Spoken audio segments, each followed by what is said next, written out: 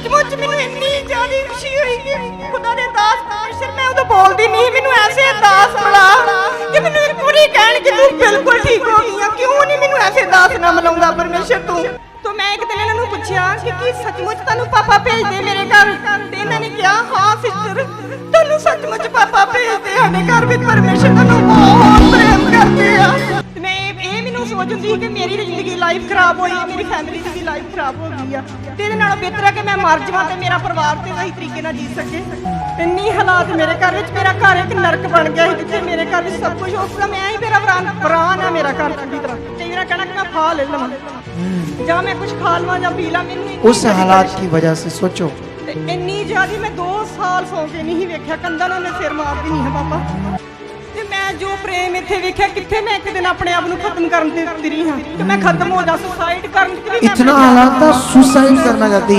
हाँ ले आओ आगे इस गवाही को। हाँ ये ढोल बजाने चाहिए खुशी मनानी चाहिए गवाही की।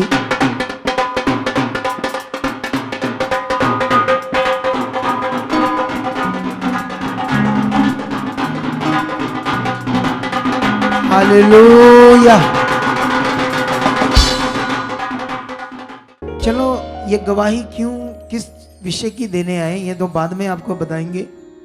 उससे पहले गवाही ये शुरू कहाँ से हो ये थोड़ा सा बताते हैं। आत्मा ने मुझे बताया ठीक है ये कैसे परमेश्वर में आए क्या हुआ। अच्छा ये भी आपके रिश्तेदार है ये पीछे वाले मुच्छों वाले हैं रिश्तेदार है आपके। हाँ जी पापा जी एमसी दी जय मसीह दी। मेरा ब्रदर है मेरी सिस्टर है मेरे मेरे भाभी जी मेरे नहीं मासी इतने जी सालों में तो कभी दिखे नहीं ये तो कैसे हुआ। बहुत सारे पापा आज थोड़े आए हैं। अच्छा आमीन चलो परमेश्वर आपको आशीष देवे। आमीन। सुनो तो देखो ध्यान दो तो मैं ये बात कर रहा हूं इनकी ना एक बहन वो भी खड़ी इधर वो यीशु में थी। क्या थी वो और ये यीशु में नहीं थी। ये वाली बहन ये जिसके हाथ में माइक है उसकी और करो ये यीशु में थी ये वाली।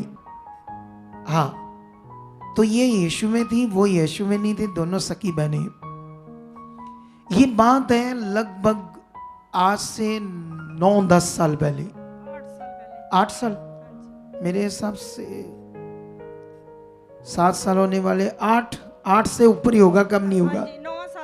9वां साल लग गया। सुनना ध्यान से तब मैं मिनिस्ट्री नहीं करता था मैं एक संस्था से जुड़ा हुआ था और उस संस्था में मैं एवेंजलिस्ट था। ठीक है सुनता है ना मेरी आप कई लोग सुन कर हैरान होते हैं जब हम कई बातें बताते रहते लोगों को क्या क्या हमारी लाइफ कैसे कैसे चल रही थी खुदा के साथ।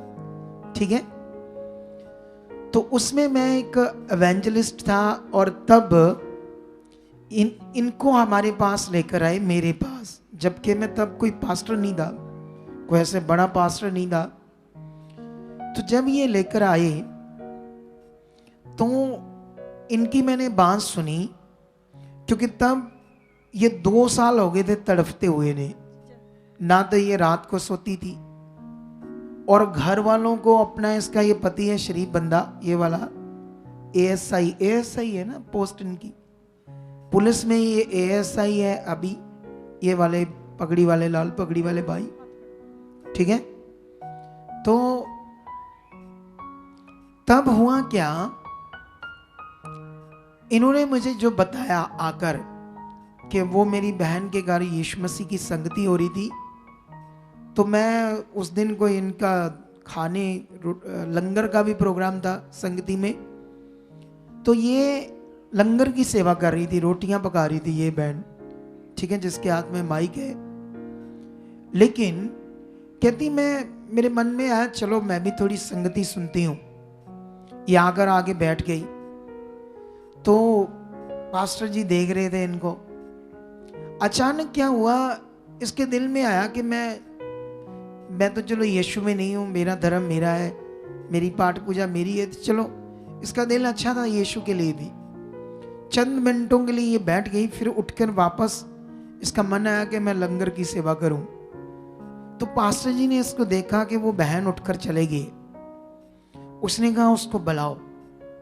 जब वापस बुलाया तो वो कहता तुम जिंदा कैसे हो, तुम जी कैसे रही हो। इसने कहा क्या आप क्या बात कर रहे हो, क्योंकि ना तो इसको कभी कोई सपना आया गंदा, ना कोई ऐसा कोई हालात था, ना कोई प्रॉब्लम थी। ये अपने घर में खुशी राजी थी। इसके एक बेटा है, एक बेटी है, वो भी बड़े लायक थे, अच्छा पति है, वो भी पुलिस में था, सब कुछ अच्छा घर था, कोई कमी नहीं थी। तो उसने कहा कि तुम जिंदा कैसे हो। ये देख तेरे साथ दो शैतान खड़े हैं, ये खड़ा है, ये खड़ा है। ये तो सोची पड़ गई, ये क्या बातें कर रही। ठीक है, फिर इन्होंने जो बताया, इनको कहा लाओ ऐसे, को जुत्तियां जुत्तियां झाड़ने लगे जमीन पर, ऐसे कुछ आपने बताया था ना। हाँ जी। क्या क्या करने लगे जुत्तियां से। वो ऐसे कह रहे थे कि आप थोड़े दिन में ख़त्म हो जाएंगे, आपने किसी को कुछ खिलवाया है। तो मैंने कहा मुझे ऐसा कुछ भी नहीं होता। और उन्हें जो भी लोग जहाँ पर खड़े थे सबको इकट्ठे करके तो ऐसे मेरी प्रार्थना कर रहा था। तो कह रहा था कि शैतान को जुत्तियों से मारो। अच्छा, ऐसे कुछ कर रहे थे वो। ठीक है, पता नहीं क्या है इसके दिमाग में डाल दिया, कुछ और भी ऐसी चीजें बता दी इसके साथ। बस उसके बाद ना स्टार्ट हो गया काम, इसकी लाइफ बर्बाद होने का। फिर ये ना सोचा कि चलो कोई बात नहीं, अगर आ गए हालात, इनके दिमाग में थे कोई हालात जो प्रकट हो गए। फिर उन्होंने सोचा उसी सेवक को लाओ, वही ठीक करे। वो इनके घर में आया, कभी पेटियों से सारे कपड़े निकाल दिए।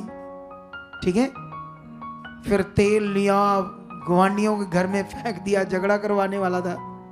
ऐसे बड़ा खुश, कंफ्यूज हो गई ये लोग। फिर इन्होंने पता नहीं तंत्रिक बाबा के पास भी गए, इधर उधर भी गए।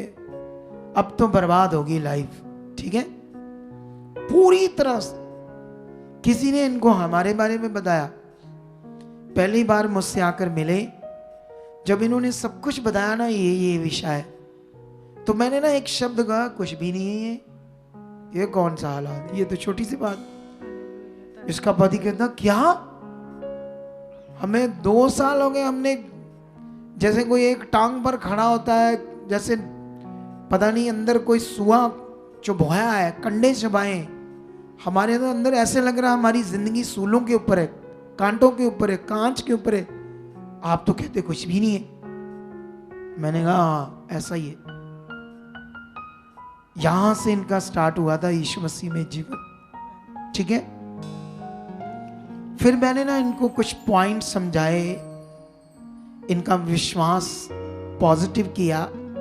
वो जो हालात बनाया गया था झूठा मूठा, और जिसकी वजह से शैतान इनके अंदर काम करने लगा, उससे मैंने इनको बाहर निकाला। उसी दिन ये सो गई बहन, और 1-2 दिनों में अच्छी भली हो गई। और तब से लेकर आज तक हमारे साथ जुड़े हुए हैं। सोचो क्या है, जबकि तब मैं एक एवेंजलिस्ट था, फिर वो शिक्षा भी थोड़ी आगे पीछे थी, उसमें भी हजारों लोग हमारे साथ जुड़कर संगति करते थे, और वो हमें छोड़ गए। लेकिन कुछ लोग अच्छे मन के लोग हमारे साथ बने नहीं, याद रखना। लेकिन तब से लेकर ये खराई से चल रहे हैं।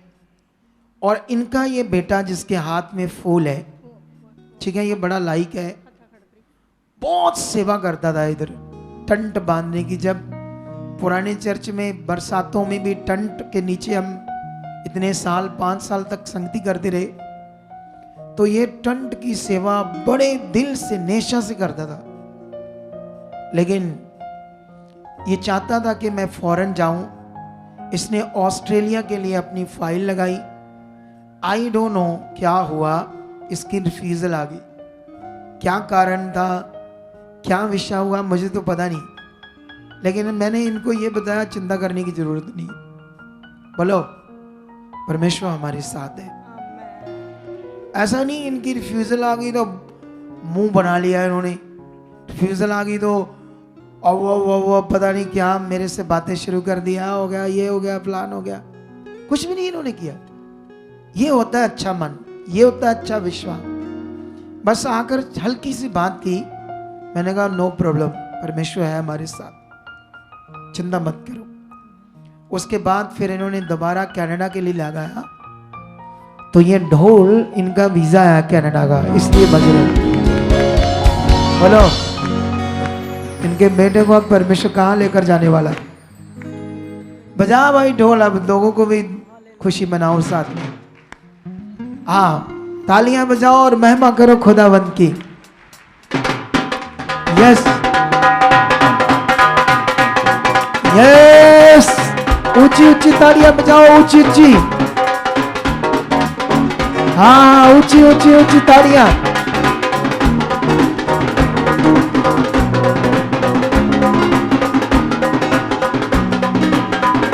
हाँ, सुनो सुनो, वीजे लगते रहते हैं इधर बहुत लोगों के, अलग अलग देशों के, ठीक है। लेकिन इस गवाही को देने का मकसद क्या है हमारा? मकसद एक राइट मन, मकसद एक अच्छा मन। चाहे रिफ्यूजल भी आई, मैं सच्ची कहता हूं, इन्होंने एक दिन क्या एक बार भी मुझे कोई कंप्लेंट नहीं की परमेश्वर के बारे में, या ऐसे कुछ नहीं कहा। तो क्यों आया, क्या हुआ, इतना तो मैंने भी प्रार्थना करके नहीं पूछा। बस इतना मैंने वर्ड दिया था कि खुदा आपके साथ है, आपका बेटा अच्छा है, आप अच्छे हो, आपके लिए बड़े रास्ते खुल जाएंगे। जब अच्छा मन है तो रास्ते खुलने ही हैं। तो यही मकसद था गवाही देने का और आपको तेज करने का, कि आप भी बने रहना अच्छे मन के साथ। सोचो कब से जुड़े हैं, कितने लोग आए होंगे, कितने लोगों का दिमाग लोगों ने खराब कर दिया। यहाँ इधर रिश्ते मत बनाना ज्यादा आपस में, ये इंस्ट्रक्शन है मेरी। क्या ना बनाना, कोशिश करना यहाँ लोगों के साथ ज्यादा नंबर शेयर मत करना, ज्यादा मत जुड़ना। अगर वो टूटे तो तुम्हें भी तोड़ देंगे इमोशनली। वो शैतान तोड़ता है, शैतान का काम ही ये। क्या होता है शैतान का? शैतान का काम ही होता है लोगों को आगे पीछे करना, भटकाते रहना। इसीलिए अपने मन को हमेशा ज्यादा किसके साथ बनाए रखना? खुदा के साथ, परमेश्वर के साथ। हाँ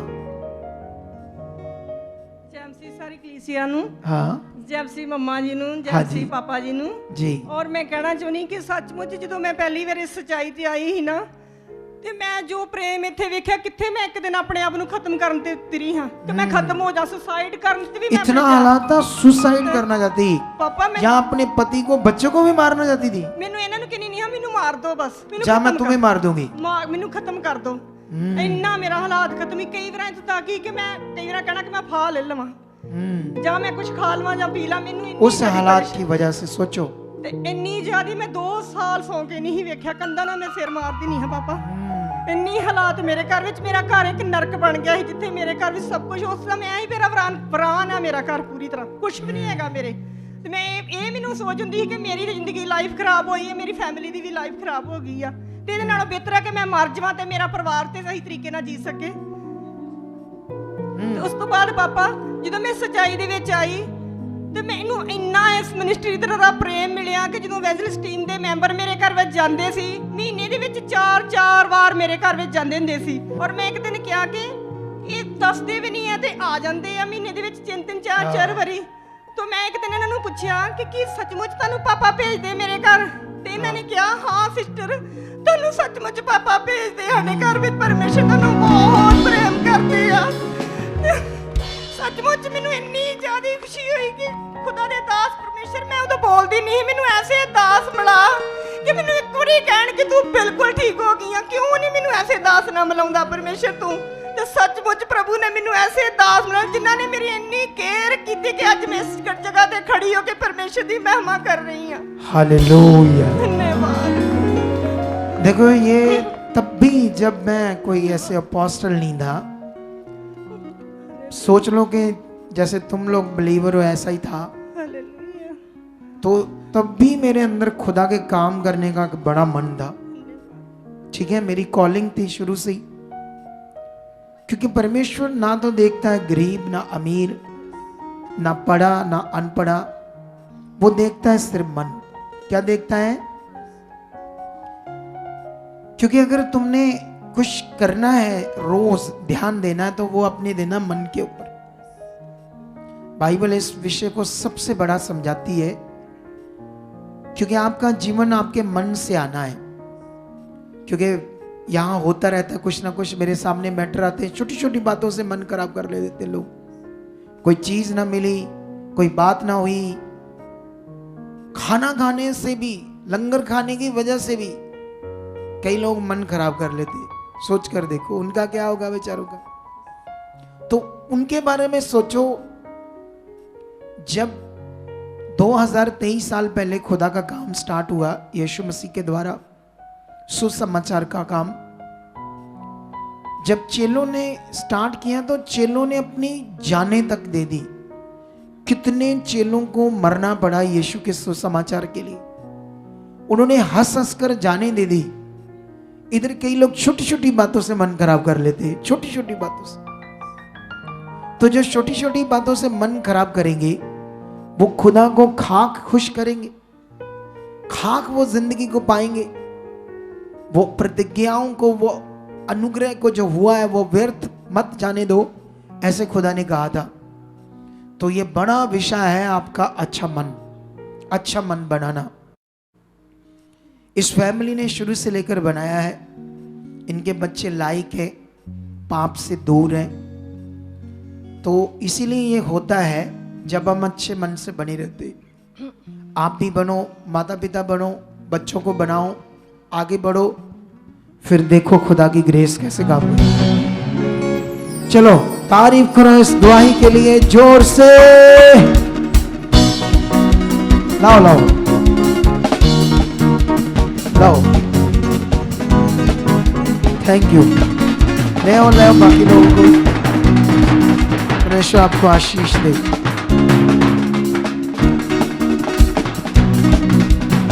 ओके, गॉड ब्लेस यू। इनकी ऐसी खुशी है। अच्छा, परमेश्वर की बहुत सारी चीजों के लिए खुशी है। जाओ, खुदावंद आपको बहुत बरकत दे चुका है। जाओ, हाँ जाओ।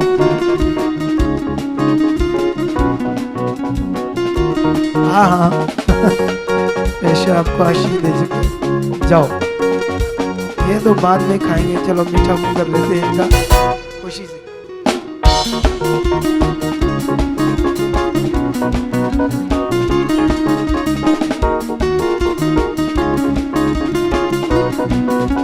तारीफ करो।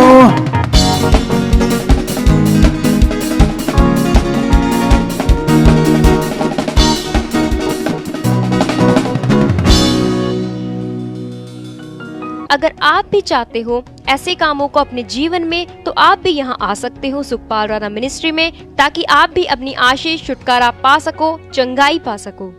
हमारे चर्च का पता है GT road, Manawala, Delhi public school, new bypass, Tarn Taran road, Rajewal Chowk. आप अगर दूर से आ रहे हो या किसी दूसरी स्टेट से आ रहे हो, तो आपको 2 या 3 दिन तक यहाँ चर्च में रुकना होगा, ताकि हम आपको वो बातें बता सकें जिससे आपका निश्चय छुटकारा होगा। ये हमारे हेल्पलाइन नंबर्स हैं। आप इन नंबर्स पर कांटेक्ट करके यहाँ चर्च में आ सकते हो, प्रार्थना करवा सकते हो। God bless you all.